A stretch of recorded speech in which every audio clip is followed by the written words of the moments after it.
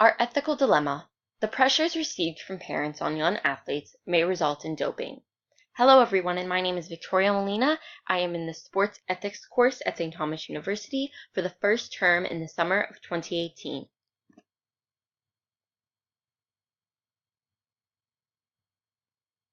What exactly is doping? Doping means athletes are taking illegal substances to improve their performances throughout the sport. Now, there are 5 different classes of banned drugs to go along with this doping method, and the 2 most common ones that we know of are stimulants and hormones. There are many different high-risk health issues that can be involved with taking these stimulants and hormones, or any of the 5 banned drugs, and this is why they are banned by the sports governing bodies. Knowing the different risks, consequences, and the tremendous uproar that indulging in these types of drugs could do to the athlete if they are caught, you wonder why they decide to go ahead and take these drugs. Well, young athletes especially wear a lot of different masks. What I mean by this is that they put on a front for their parents, they put on another front for their friends, they have a front for their teachers, another one for their coaches while they're on the field, and they even have a front for themselves. They're trying to be true to themselves. They have all these different things going on while trying to be who they really are. These young athletes feel that these different facades already hold such a huge weight on their shoulders as teenagers, not to mention that they have these crazy hormones going on, along with all the different pressures that each group of individuals mentioned puts on them as a teenager. A young athlete who believes that they hold the weight of the world on their shoulders is usually ready for a mental breakdown. What do they decide to do but turn to something physical that they can actually feel in their hands, that they feel that they have the control over, that it's something that, yes, they are controlling to put into their mouths, that's going to help them to assist them in becoming the very best version that they can be, rather than actually trying to figure out the best version that they can be without becoming addicted to this doping method. This is how the doping method becomes addicting, because the young athletes feel that it's what they need in order to please all those different people with the different masks that they wear for each of them. Now, there have been many different studies done about this doping method that these young athletes have started to partake in. One of the studies done was done by researchers at the University of Kent in New England, where they interviewed 129 male athletes about their outlooks on doping, as well as the 4 different aspects of perfectionism. These 4 different aspects include the parental pressure, the self-striving for perfection, concerns about making mistakes, and pressure from coaches. The only one that was linked to positive feelings about doping among the athletes was parental pressure. The findings suggested that parents need to recognize the consequences of putting too much pressure on these young athletes has led to. They need to understand that this new method of parenting, which is called tiger parenting, is leading their young athletes to choose to make a price with trying to meet the expectations and the dreams of their parents. Tiger parenting is where strict and demanding parents push their children past the highest of high levels of achievement. They're asking for something close to perfectionism, if not perfectionism, that does not exist. Most children around the globe always just want one thing. They want to be able to be loved, appreciated, adored, and recognized by their parents. This new tough love method is not even new, just the way it's being done is new, is leading these children to feel that they are a disappointment to their parents.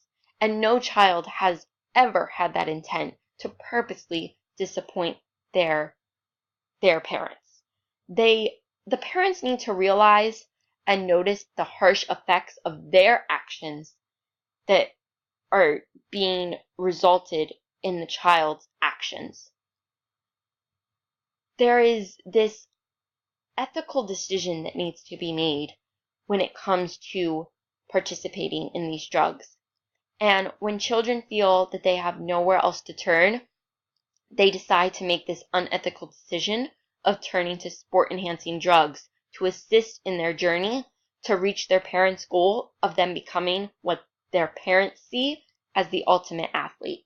And that does not exist. The parallel lines that used to be set way back in the day, that your parents would tell you that they were proud of you no matter what, and that drugs were bad for you, and that these are no longer set in stone. This new world of technology and politics and social media and new ways of getting to your child, they are merging these lines into something that no longer is a clear sight for young athletes to see all the way to the end. They don't see this new tunnel. They don't know what is right from wrong. The children are no longer learning or understanding the question of what morality and ethics even is. So, of course, their first instinct is to turn to something that they feel is going to help them become better artificially, rather than being happy with who they are inside or what they have already accomplished, or even just work towards their goals by actually putting in the effort, not by cheating their way to the top. They don't want to see themselves as an unhappiness for their parent, as I said earlier. And this pressure is becoming so scary that even those who do know the difference between right and wrong, or know the difference and have been taught that drugs are bad for you no matter what, and cheating is wrong, they're scared for their friends. And it's just become an overall very scary situation that children are not learning morals, values, and ethics. There are 4 key values and virtues that we have learned that are very important in the sports world. They're inevitable to learn in sports ethics. Children and even young adults need guidance in understanding what it means to be ahead of the game without cheating. These 4 values, which are responsibility, fairness, and integrity, are going to help children learn the difference. They need a set example from parents or their loved ones showing that they have support, love, an example of passion for something that they truly care about without the money, fame, and fortune. They need to show that an individual can love something and result in a hierarchy of it or reach new levels of height with it without reaching just for the fame or the money, or doing it for the fame or the money, rather. The individual that is out on the field, they all want the same thing. They all want to be the best. They're all there to have fun. Each individual out on that field should feel that they have a fair and fighting chance to do this. When a young athlete turns towards sport-enhancing drugs, or otherwise known as performance-enhancing drugs, they're taking away that fairness in playing the game from their friends, from their teammates.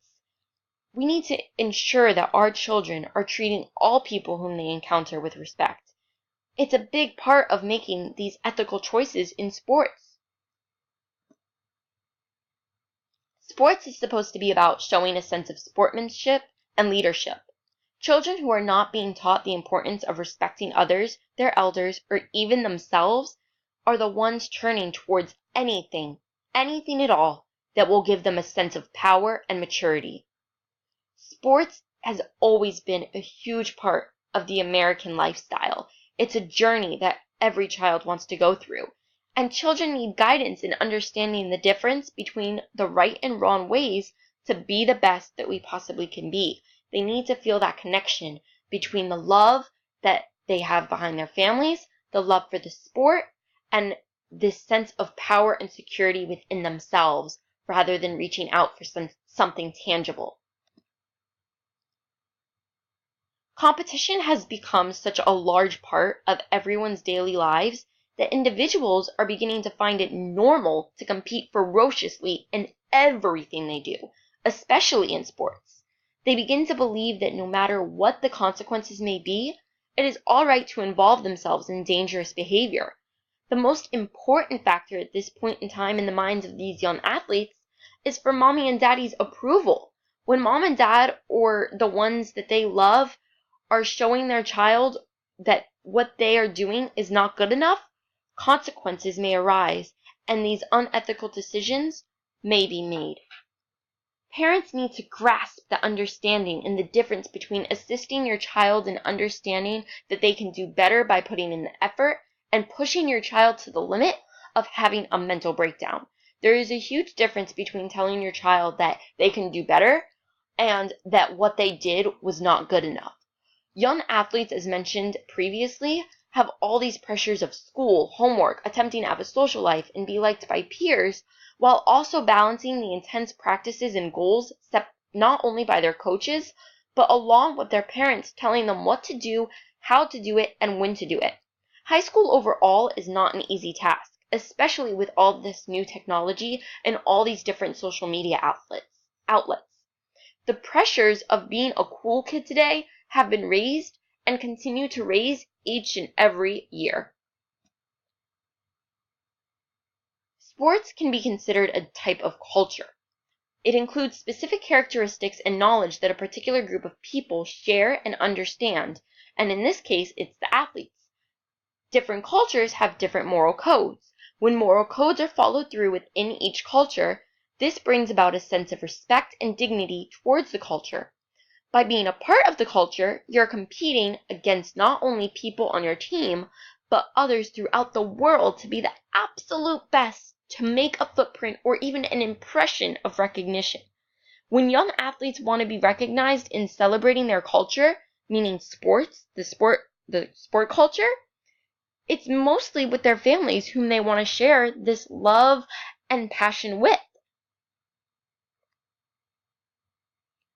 When parents may hold records in sports, or they share an abundance of love for a particular sport, that love may be transgressed into a form of pressure that could possibly be unattainable for the child at that particular time, or if ever. Comparing themselves to their peers, as well as to their parents, can become very detrimental to a young student's health, or to a young athlete's health. Athletes who believe success or failure in sport is due to external factors rather than coming from inside of themselves, those are the ones that are more likely to consider doping as an option. A person's locus of control is the degree to which that person believes he or she has control over the events and factors that determine outcomes in life.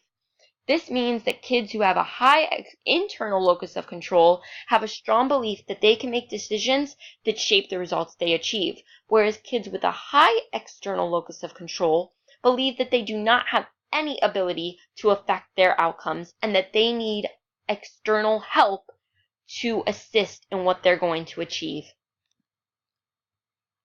Discussion on the ethics, morals, and consequences of what would happen if the child were to yield towards consuming these drugs should be top priority when you have young athletes in your household.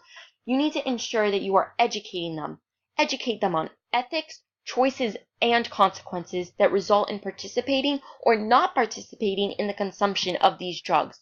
Show them other ways to relieve stress and encourage conversation.